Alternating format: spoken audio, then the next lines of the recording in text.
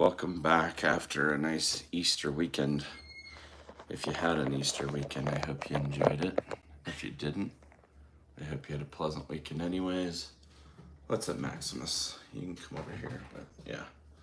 I'm gonna get back into this. This is kind of the reason for the season. The coming kingdom of Jesus Christ. So I'm gonna get into it just because I only got a few minutes until we're off to school. We got a late start, so this kid has more late starts, but it's all good. We get to hang out a little bit. We had some nice time last night. We did some stuff, but it's a little hard to pet the cat and read your Bible study. It says in the previous chapter, we examined some of the kingdoms of men that will all accumulate, the one final kingdom. So in our study of Daniel chapter 7, verses 7 through 28, we will examine that final kingdom of men under the rule of the Antichrist, in contrast to the glorious rule of Jesus Christ. Now, keep in mind that 2 Peter chapter 3, verse 3 through 4, we read that the scoffers will come in the last days, walking according to their own lust, and saying, where is the promise of his coming? Even in this room this morning, there are many doubters. But let me assure you, Jesus is coming soon, and therefore we study eschatology so that we do not lose sight of our mission.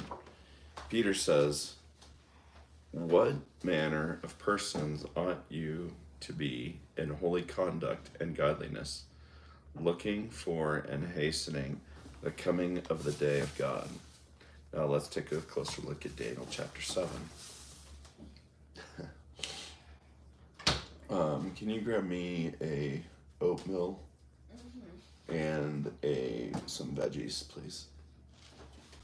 It's back to meal prep, guys. So if you're here for the meal prep, let us know and we'll show you what we got. Or I could do that during lunch too. Says after this, is there not? Did you not want the yogurt? Oh, okay. I was taking broccoli. Okay. Because I don't know, I don't have my backpack. Oh, okay. Or Right. contact. Okay. So after this, I saw in the night visions, and behold, a fourth beast, dreadful and terrible, exceedingly strong. It had huge iron teeth. It was devouring, breaking in pieces, and trampling. You're good. Exceedingly strong. It had huge iron teeth. It was devouring, breaking in pieces, and trampling the residue with its feet. It was different from all the beasts that were before it, and it had 10 horns. I was considering the horns, and there was another horn, the little one, coming up among them, before whom 3 of the first horns were plucked out by the roots. And there, in this horn, were the eyes of a man, and the mouth speaking pompous words.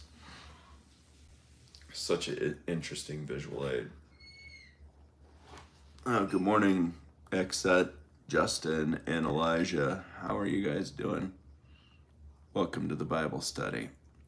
I'll turn on all the chat so I can see what's going on. Now, we touched on this in the previous chapter, but the interpretation for this vision is given further down in the chapter. This is a similar structure to Matthew chapter 13, where we see parables given by the Lord and then explained further down in the same chapter. So look for a moment to verses 20 and 24 of Daniel 7. Joe Mann, and what's up, Roman? The number of Ronald Wilson Reagan's name is 666. I believe that Ronald Reagan will be the coming Antichrist. That's interesting. Why do you think that? Justin, how's it going? God bless you too. Welcome, guys. Hope you had a nice Easter. How was it? What did you guys do? And I do have I got a few minutes, so we'll hang out before we run off to school this morning. But it says, and the 10 horns that were on its head, and the other horn which came up, before which 3 fell, namely that horn which had eyes and a mouth, which spoke pompous words, whose appearance was greater than his fellows.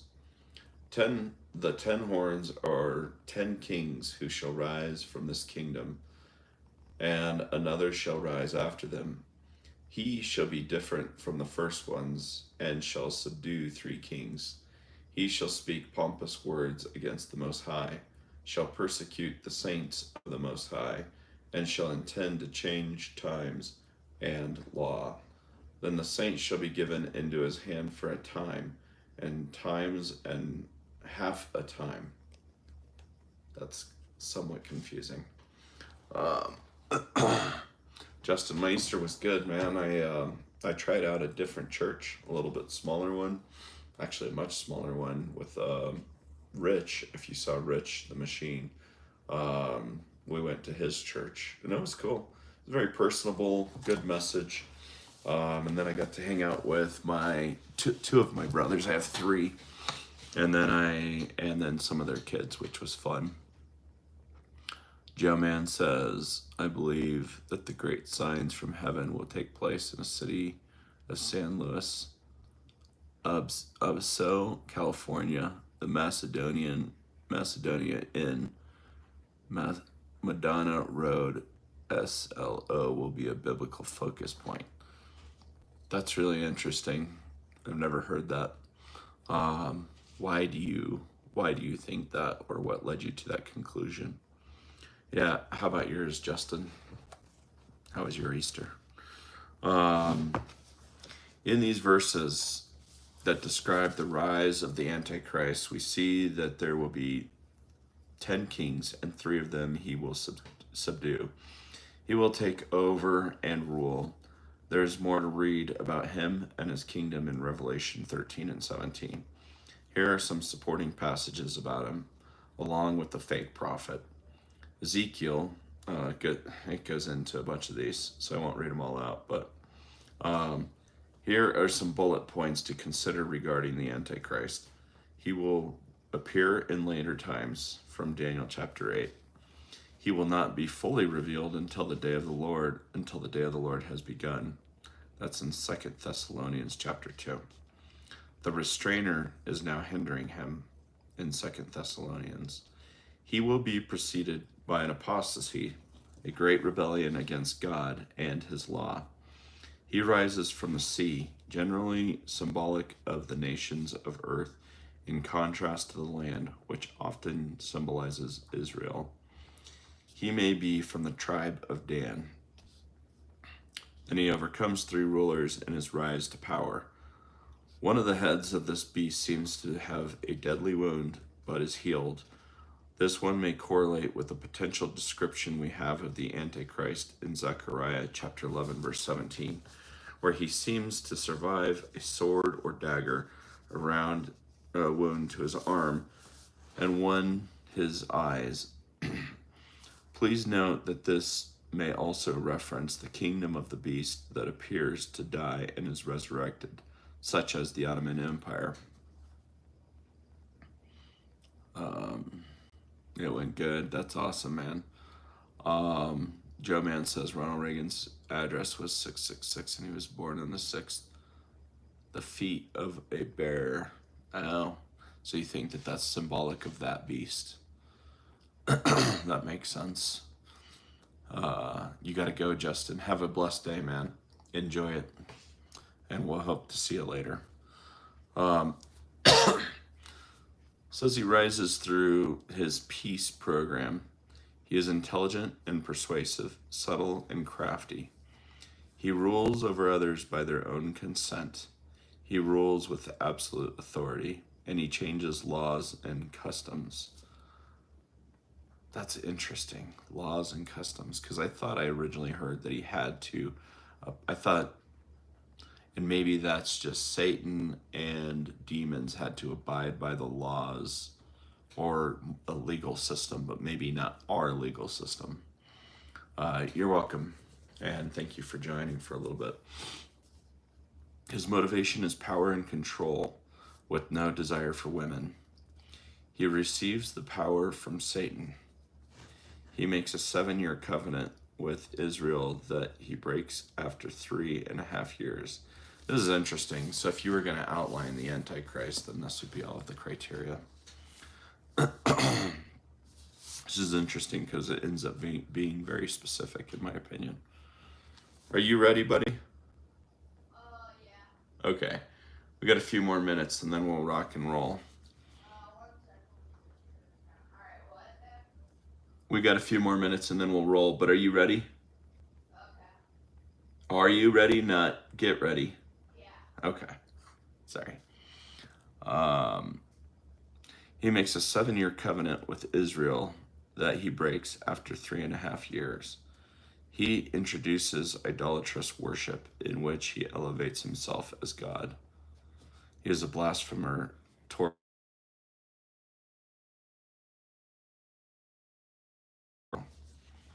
He will gain control over Israel and adjacent territory and will make his headquarters in Jerusalem.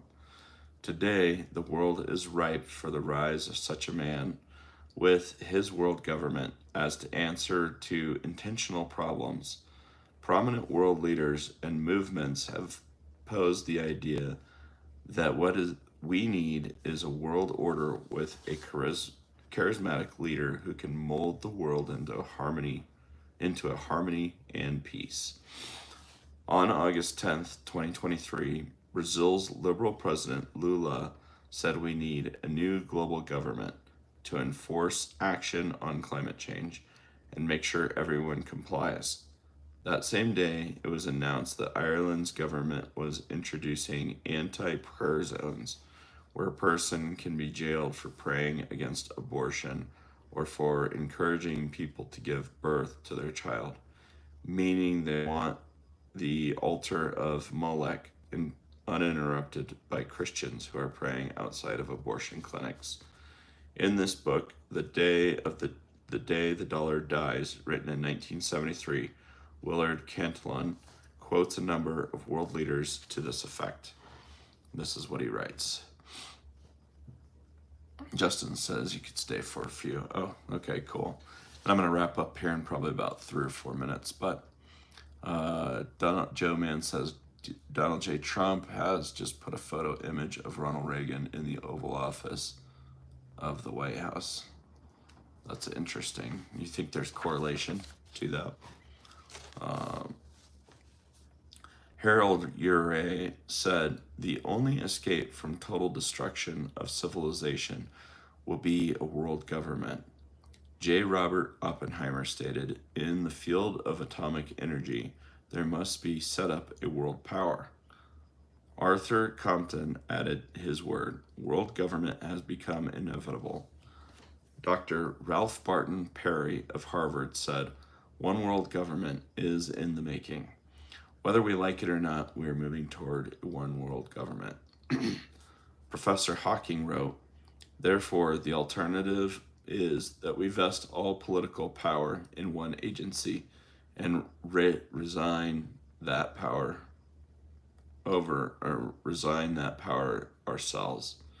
James Warburg says, we are living in a perilous period of transition from the era of the fully sovereign nation state to the era of the world government.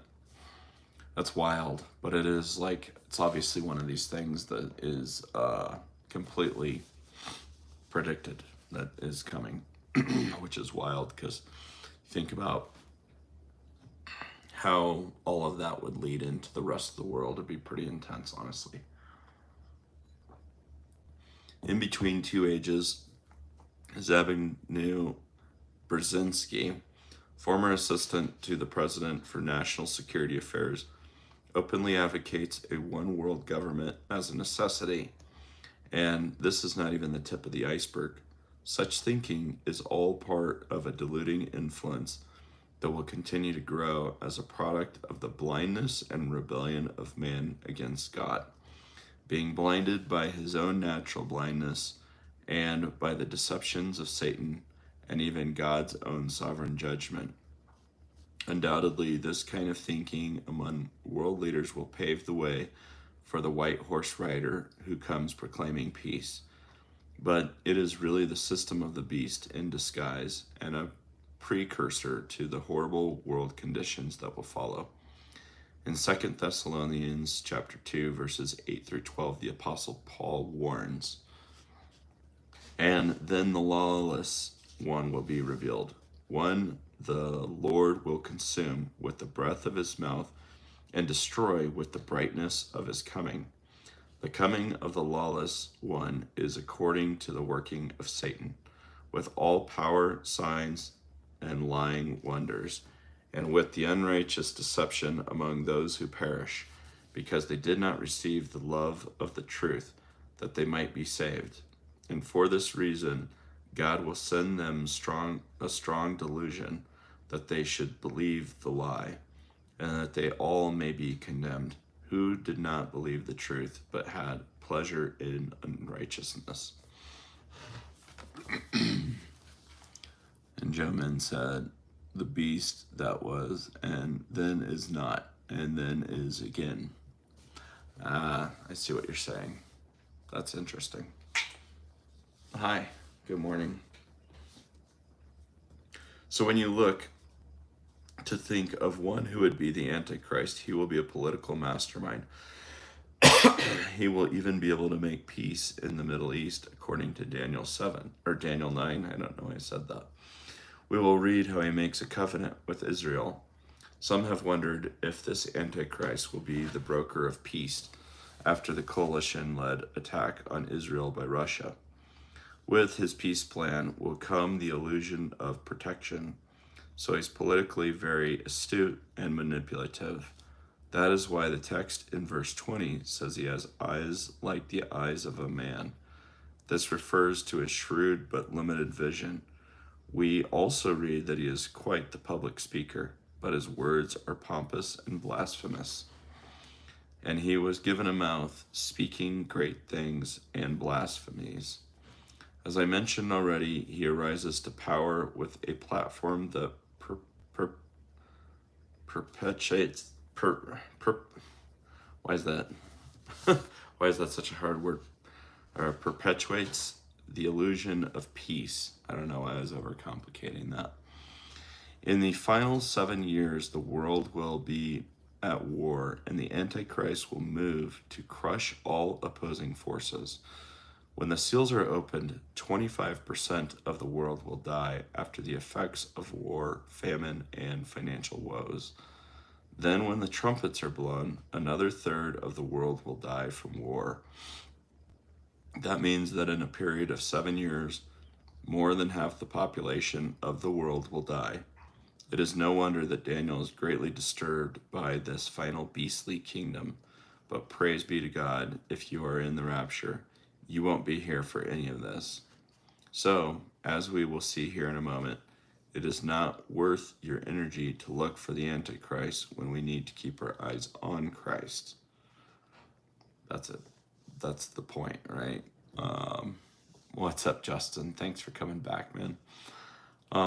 Fortunately, the time of the Antichrist and the kingdom of the beast will be limited. He shall be given a time and times and half a time. Now, that is an interesting way of giving an expression of duration. A time, times, and half a time. The time equals 1 time. Times would be 2. Half a time would be a half, and that's 3.5. He'll have 3.5 years. Now, that's a very important note prophetically, because that's all the time he'll have after he breaks the peace treaty with Israel. In fact, if you look at Daniel chapter 12, it says that it shall be for a time, times, and half a time. In Revelation 11, verse 3, it breaks down to days. 1,260 days are allotted for him. A prophetic year is 360 days. So this is 3.5 years. we'll talk more about this when we get into Daniel chapter 9, 11, and 12. I'm gonna say that we gotta wrap up now. So guys, I'm gonna go grab Justice. Joe Man says, even Presley, twin brother Jesse Presley, the firstborn male child, is not buried at Graceland with the Presley family members. The reason being they could not find his body or grave. That is interesting. Will Jesse Presley be one of the great signs from heaven? Possibly. And we're not really supposed to know, are we? None of us will know. So, guys, I got to run. We got to take Justice to school, but thank you for joining. Justice, wrap up, buddy. We got to go. Yes. I just got to put a little gel in my hair now that it's dry. But yeah, thanks. God bless you. What time do we gotta leave? We got to leave, buddy. Now, so get ready. So guys, thank you for joining today. Pray that you have a blessed day. May God fill your day with peace, prosperity, joy, health, and and may you be blessed and have a veil of protection be placed over your life. But let's go out. Let's make the most of this. Be good stewards of what we've been given, the opportunities and the relationships. Let us proceed forward, not with fear, but with faith. And I got to run, so I'm going to cut it off. But God bless you all. Talk to you later. Bye-bye.